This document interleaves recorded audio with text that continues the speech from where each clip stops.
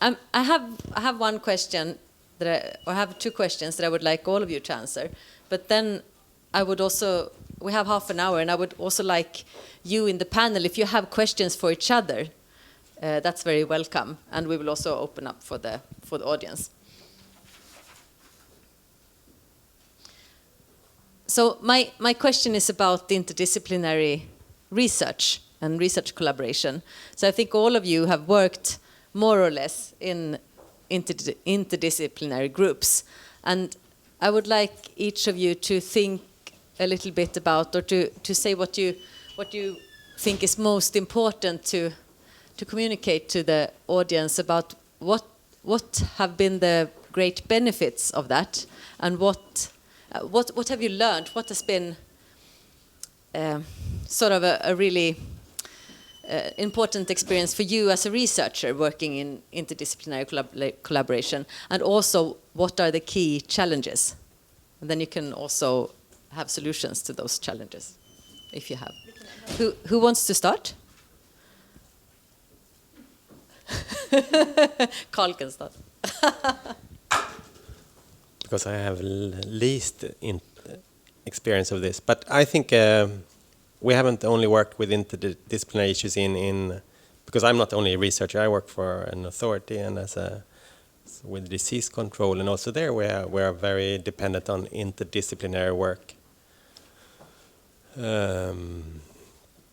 because of for disease control, as we've seen, not at least now in the last presentation, that we need to take into account passions and reason and the local context. So,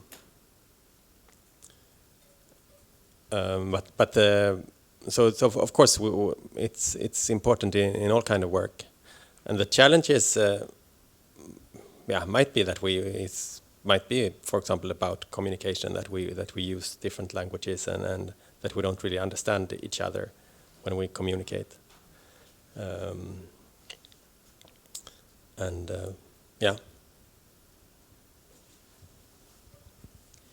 Yeah, I would agree that the communication is the challenge, the main challenge, but also the main fascination, I would say. Even if you both share the same native language, if you come from different scientific disciplines, you may use the words differently, and especially if you come from different countries, so you don't share the same native language and you don't share the same sort of cultural history. It's a huge challenge. And it's the charm of it, but you need time. I think these projects need to allocate time to communicate. You need time to understand each other. You need to appreciate that you need extra time in each step to make sure that you understand each other correctly, that you don't just think that you understand each other, then you run off and start the study, and then it turns out that you used the same word, but you used it for different things, so you totally misunderstood each other, and you sort of have to go back and start over. So I think it's very, very rewarding, but it takes extra time. I'd agree with all those points so far, all right. The challenge of being able to communicate your discipline in reasonably simple language is very challenging. Ideas from your discipline. And also I think expectations of what disciplines address and what they aim to achieve from their research. So just as an example, often people talked about this idea that there's in the social science they call it the deficit model, where if people had more information then they would behave differently. So often what we're given as a research question is we know what people, how can we give them this information to make it more palatable to them, rather than how can we combine the passions and compromise from both directions, and how can realizing that both disciplines have something to contribute, and it may challenge sort of what is aimed to be achieved from others.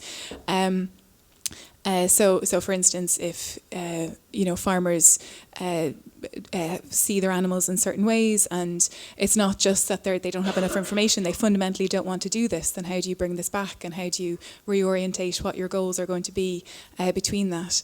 And if so, and maybe being self-critical from a social science point of view, we're not always oriented at finding solutions. Maybe, you know, it can be difficult to point out what's going wrong with this, but also coming up with, okay, how do we fix this is more difficult than saying, okay, this isn't why this is working. So combining goals and in a way that includes both disciplines, I think, can be challenging. Yeah, no, I'm not really clear if the question was concerning compensation or culling, or if it was regarding having social scientists involved in the project. But both, yeah. Yeah, I can just say that concerning compensation, it's a really difficult issue, because it's not only about compensation, it's also about levels and about timeliness, and because there are examples where compensation has driven disease spread, because you get more money in a place if you have the disease than if you would sell a healthy animal on your market. So then you might bring diseased animals into a place or you have fake notification. So there are many issues with compensation that are difficult. But I think that the main thing for people to notify is that there is some kind of incentives, that they feel that you get some help from the authorities. There is an example of Sardinia, where they've had African swine fever since 1978, and they've had a compensation scheme all the time. But the farmers who are considered to be the main risk category of people, they are considered criminals, because they keep pigs in a traditional way that they've done for hundreds of years, but they are called criminals, and so there is no trust between the authorities and the actors. So then it doesn't matter if you get compensation or not, I think. So it's difficult, I think. We had another, you right? Yeah. Thanks.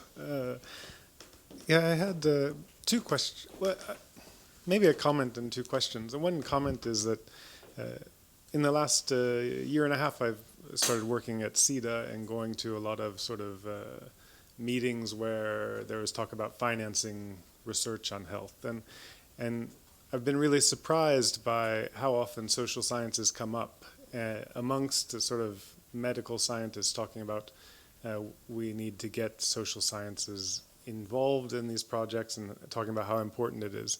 And sometimes I wonder how ready are social sciences to actually take that opportunity, because I think many times social sciences, we're very good at critiquing or deconstructing, but then when it comes to sort of the practical negotiation of how do I fit my work into this group project, and sometimes our disciplines we aren't such team workers, we work more individually, whereas I mean in practice we often work less in teams than sort of in the veterinary sciences or in medical sciences, where you have a different kind of team structure to the research. So that's kind of a comment and a question. And then another thing I was thinking about in many of these presentations, and maybe I think about with the swine fever project, I think, Karl, you said that Uganda isn't so interested in the government doesn't really have a great interest or willpower to do something. And then I think when faced with that kind of situation, how does one then develop one's research so that in some way maybe that kind of interest grows? And I was thinking in Paul's presentation, I mean, you were talking about, somehow you contributed to getting pieces of paper plastered up on walls, and that's a fantastic outcome, actually, and something that's usually very difficult to do with a single research, and maybe it was special circumstances, but I mean, that's a great outcome in that kind of getting some sort of authority to buy into the research findings and do something with it. So a question there about, how in this swine fever project, I mean, what are the entries to get that kind of result, maybe at some point? Yeah, when it comes to swine fever in Uganda, I wouldn't say that authorities are not, because authorities are interested, the veterinary authorities. but so it's higher up, because pig will never be a prioritized animal or high value in Uganda, at least not with the. So it depends on culture. So the president, he would never eat pork, even if he's not a Muslim. So he's a cattle man, and so cattle has a much higher value, and trade of cattle has a higher value than trade with pork. So I don't know if that is, of course, difficult to change that perception, I think. But also I think you have to see diseases like African swine fever, if it is actually a public good or is it private good. But to some extent it may be the interest is rather for the producers and the industry. And maybe you don't need the authorities in that setting. Even if the international legislation always focuses on the authorities. But I think maybe in Uganda it would be more relevant to work together with the industry and where the real benefits are to be found, I think. Can I just make a comment on the difficulty of engaging social scientists in projects? I think the success rate of in the past few years, I have tried to drag social scientists into my research project, and I would say that my success rate has been something around 25%. Yeah, just on that as well, I agree that there can be a reticence within social science to engage with constructing, so we can deconstruct and comment on, like I was saying, Foucault's theories are often seen in a critical way and used in a critical way. And then how do you use them to add to what's happening, as well as deconstructing and telling a different story and then being more hands-off. And in EPIC, we do work more multidisciplinary, so we don't do so much interdisciplinary. And from a career point of view, it's difficult as well. I did my PhD in bioethics and science and technology studies, and then I opportunistically took the job in the vet school because someone had left. They needed someone. I liked working, I'd done my master's dissertation on cattle. I was really interested. But it was a bit weird being the only social scientist in a vet. It was really fascinating, but I didn't quite know what I was doing there, for a long time. And I think a lot of people wouldn't have been comfortable, because being completely disconnected from your discipline. And now, I have a silo of papers in veterinary epidemiology journals, and I've one paper on animal health in social science, and they never get cross-referenced. The literature just doesn't talk to each other at all. And you have to learn a lot about epidemiology, which takes a lot of time, and I thankfully had some time. But people laughing saying, yes, we did agree on that. So it is difficult, all right. And personalities getting on. I had a boss I really trusted and got on with well, so I think that was the reason I really enjoyed that job. Maybe I should just add a little bit, because I think it's right that social scientists need a critical rethink about some of these issues. But then the question is, where are the places where you could get some serious change going? And so Orla's mentioned STS, for those of you who don't know, Science and Technology Studies. It's a kind of, in itself, it's a social science interdisciplinary project, because people come from all sorts of backgrounds, anthropologists, sociologists, economists, and so on and so forth. And I've never been directly engaged with STS. I don't think I've ever published in any STS journal, not to my knowledge anyhow. But I've got colleagues in my former group in Wageningen who were the people that I paid, as it were, to go and keep an eye on STS, and they would often drag me along to the events and discussions. And I must say, over the last 20 years, things have got a lot better. STS used to be populated by people. The one qualification was you really had to hate technology to do science and technology studies. And it came out of the 60s and 70s. It came out of nuclear protest. One of the most distinguished STS people was Brian Wynne, who was trained as a nuclear scientist and then he got sociology, and then he recanted all his nuclear engineering assumptions and went into a kind of very severe critical mode. But then he changed, and there was a most interesting study that he did in the early 1990s, or perhaps a bit earlier. It was after Chernobyl, when the sheep on the moorlands of Cumbria above his university in Lancaster started to glow green in the dark, and local sheep farmers wanted to know when they could get permission to sell their sheep again. And it then turned out, when they did the research properly with the nuclear engineers and the social scientists, that in fact it was pollution from the nuclear reprocessing plant on their own doorstep that was really the problem. It wasn't Chernobyl at all. And that led Brian into some very productive channels of engaging with Cumbrian sheep farmers on practical projects to actually protect their livelihoods. The publication, or the book, is called Sheep May Safely Graze, which I think is a wonderful title. But anyhow, it was a seminal piece of work in bringing up the practical relevance. So if I got a poster on a wall, okay, that's nice, but Brian actually did something about the Cumbrian sheep farming way of life. And I think that's a much more significant achievement.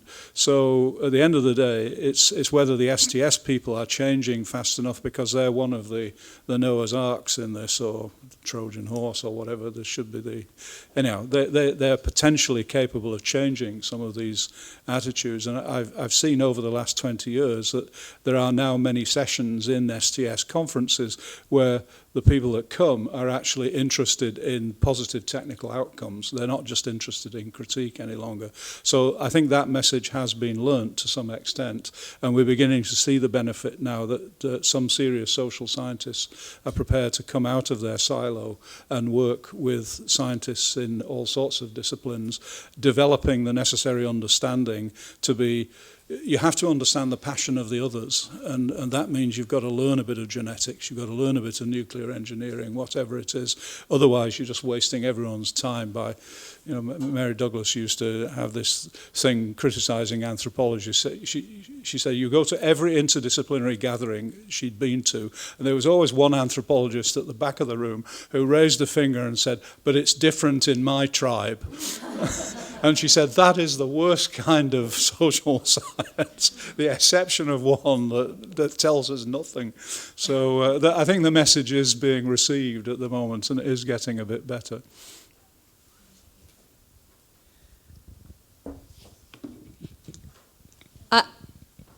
Did you see someone? Okay, good. Yeah. I have a lot to say, but I'm the moderator. But I was I could have said what Erin said. I think about that. Many of us as social scientists, we're so used to working alone, and we're so used to criticizing, and it creates difficulties in collaboration.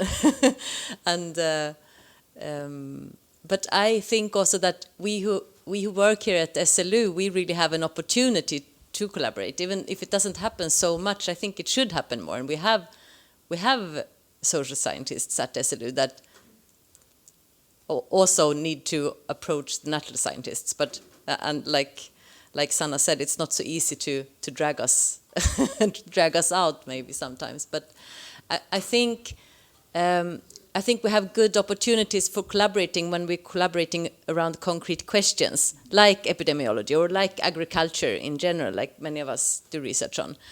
And we can find sort of a common thing to talk about in the actual situation, in whatever we are studying. If we're studying a disease, for example, we have some common ground there, which is a good start, I think.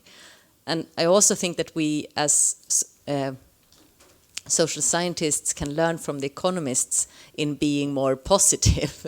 And because I have been a bit frustrated with that natural scientists only collaborate with economists because they give them numbers and they do what they ask, and they are willing to work as sort of facilitators of the natural scientists, I feel. And but I think we can learn something from that in being more positive towards collaboration across the disciplines.